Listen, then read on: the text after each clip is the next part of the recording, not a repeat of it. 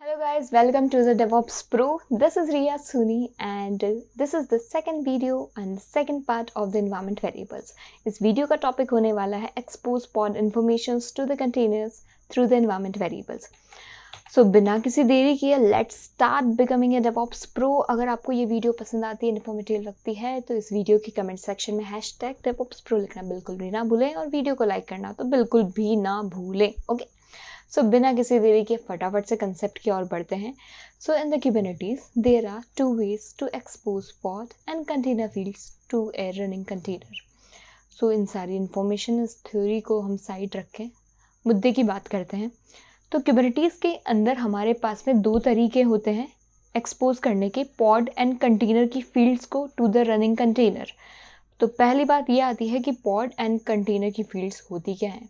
Pod level fields वो होती हैं जैसे पॉड का नाम हो गया, उसकी आईपी हो गया, किस नेम स्पेस में है, किस नोड पे डिप्लॉयड है, उस नोड का नाम क्या है, उस नोड की आईपी क्या है, पॉड के लेबल्स, उसके एनोटेशंस. तो ये सारी पॉड लेवल फील्ड्स कहती हैं. ओके सेम ऐसे ही कंटेनर लेवल फील्ड्स भी होती हैं. तो उन सारी इन्फॉर्मेशन को हम एक्सपोज कर सकते हैं, पास कर सकते हैं टू द कंटेनर जो हमारे पॉड के अंदर चल रहा है. ओके तो इनको पास करने के लिए हमारे पास में 2 तरीके होते हैं. या तो आप इन्वायरमेंट वेरिएबल्स के थ्रू पास कर सकते हैं और या फिर आप वॉल्यूम फाइल्स के साथ आप पास कर सकते हैं. ओके तो इस वीडियो के अंदर हम कवर करने वाले हैं पहला जो हमारा तरीका है इन्वायरमेंट वेरिएबल्स का, उससे हम करने वाले हैं. तो एक यहाँ पे सेकंड क्वेश्चन और ये भी आ सकता है आपको कि हम ऐसा करेंगे ही क्यों, हम क्यों पास करेंगे पॉड लेवल फील्ड्स को, कंटेनर लेवल फील्ड्स को, उसी कंटेनर को जो पॉड में चल रहा है.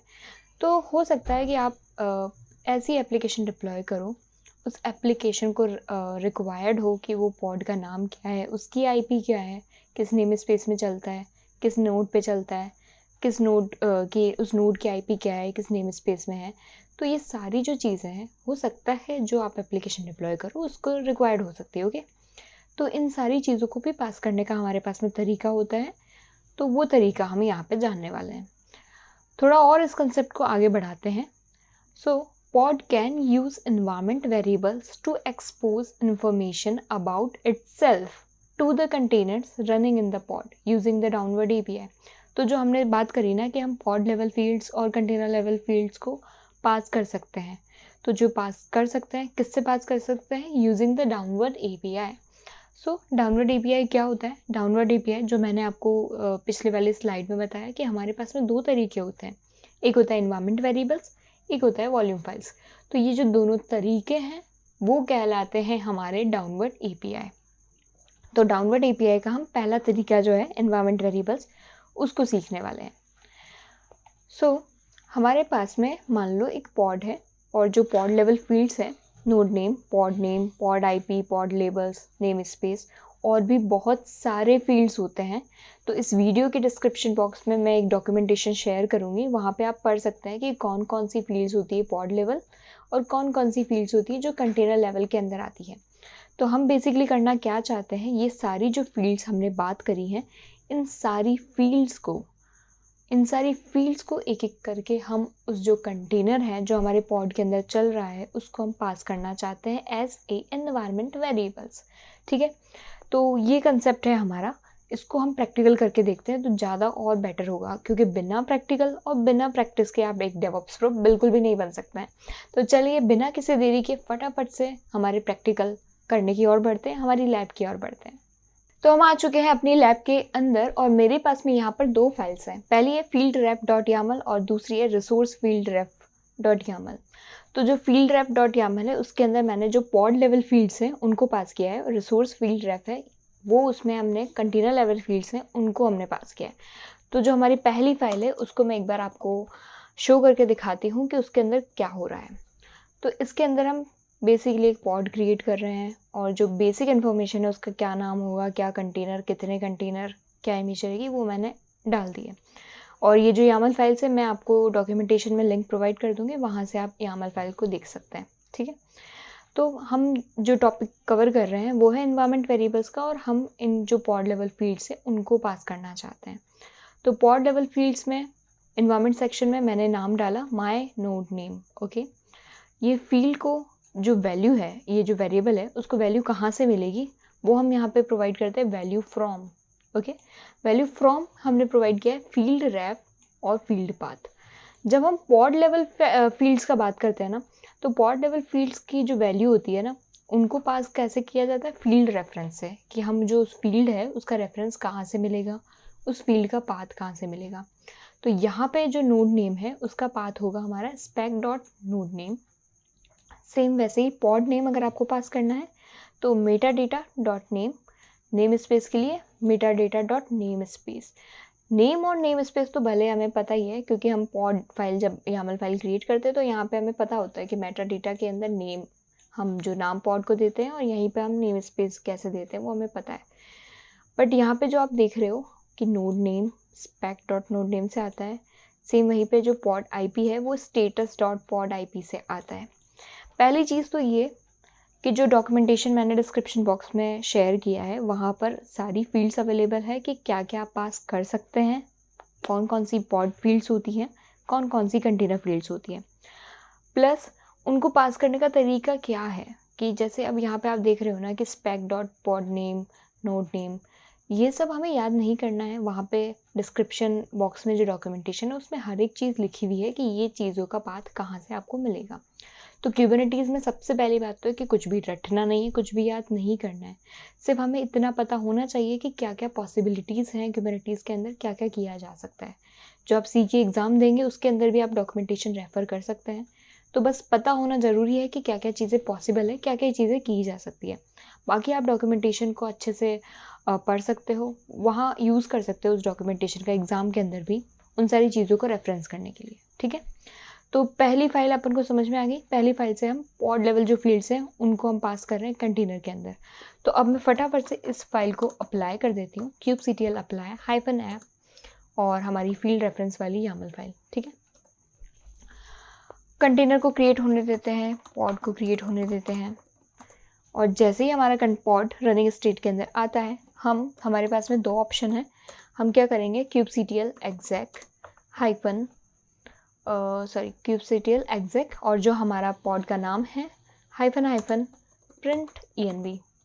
ये कमांड क्या करेगी, ये कमांड पॉड के अंदर जाएगी और जितने भी पॉड के अंदर एनवायरनमेंट वेरिएबल्स हैं उन सबको प्रिंट करेगी। तो हमने पास किया था नोड नेम, पॉड का नेम स्पेस, IP और नोड नेम। ठीक है, तो ये चारों चीज़ें उसने हमें वैल्यू निकाल के दे दी है कि क्या आपके पॉड का नाम है, कौन से नेम स्पेस में है। हमने कोई नेम स्पेस नहीं बताया था तो उसने डिफ़ॉल्ट बता दिया।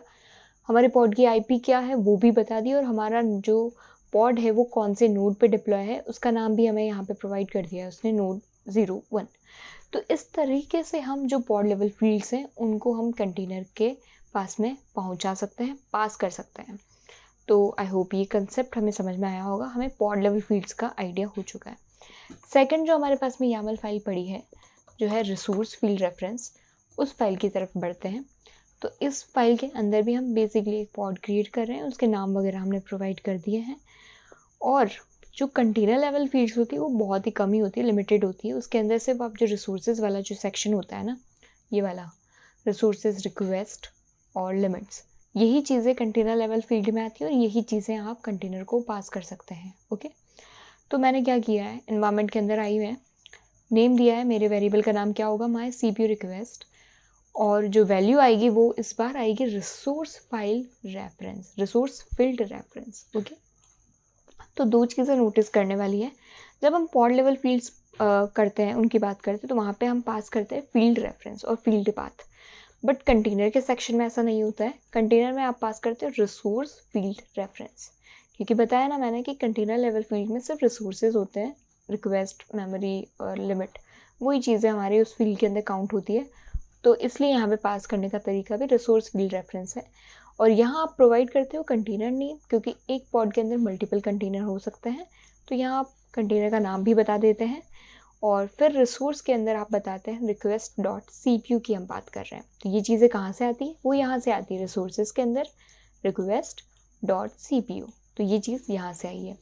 ठीक है, सेम अगर आपको CPU लिमिट पास करना है तो लिमिट्स डॉट CPU, कंटेनर का नाम बता देना है। ओके, सेम अगर माई मेमोरी रिक्वेस्ट कहाँ से आएगी, रिक्वेस्ट डॉट मेमोरी और लिमिट्स डॉट मेमोरी, अगर आपको लिमिट की बात करनी है। ठीक है, कुछ भी याद नहीं करना है। अगेन ये सारी चीज़ें डॉक्यूमेंटेशन में अवेलेबल है, वहाँ से आप रेफरेंस ले सकते हैं। ठीक है, अब हम क्या करने वाले, इस फाइल को भी हम एक बार अप्लाई करके देख लेते हैं और देख लेते हैं कि क्या हमारी चीज़ें चल रही है अच्छे से। तो kubectl अप्लाई -f रिसोर्स वाली फाइल जो हमारी है उसको हम अप्लाई कर देते हैं। तो हमारा पॉड रनिंग स्टेट के अंदर आ चुका है। हमें क्या करना है, हम चेक कर सकते हैं kubectl लॉग्स और हमारे पॉड का नाम। ओके, तो हमें लॉग के अंदर कुछ नज़र आ रहा है। यहाँ पे हमारे पास में 4 फील्ड्स आई हैं। ये 4 फील्ड्स कहाँ से आई है? पहली चीज़ है CPU request, CPU limit, memory request और मेमोरी लिमिट, क्योंकि हमने ये 4 चीज़ें पास करी है। ओके, एक बार फटाफट से वापस से फाइल खोल के आपको बता देती हूँ कि ये 4 चीज़ें ही हमने पास करी है, CPU request, limit, memory request, memory limit. और ये सारी चीज़ें आप अगर नोटिस करी है आपने, तो ये सारी चीज़ें बहुत बार मल्टीपल टाइम्स आई है।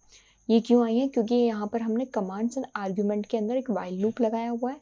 वो वाइल लूप बेसिकली उन सारे इन्वायरमेंट वेरिएबल्स को प्रिंट कर रहा है जो हमने पास करे हैं, तो इसलिए ये मल्टीपल टाइम्स आ रही है। तो लॉग सेक्शन के अंदर आप देख पा रहे होंगे लॉग्स के अंदर कि ये सारी चीज़ें हमारे कंटेनर को पहुँच चुकी है।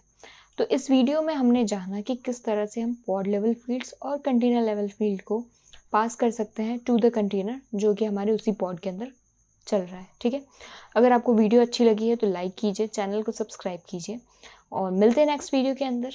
Thank you so much.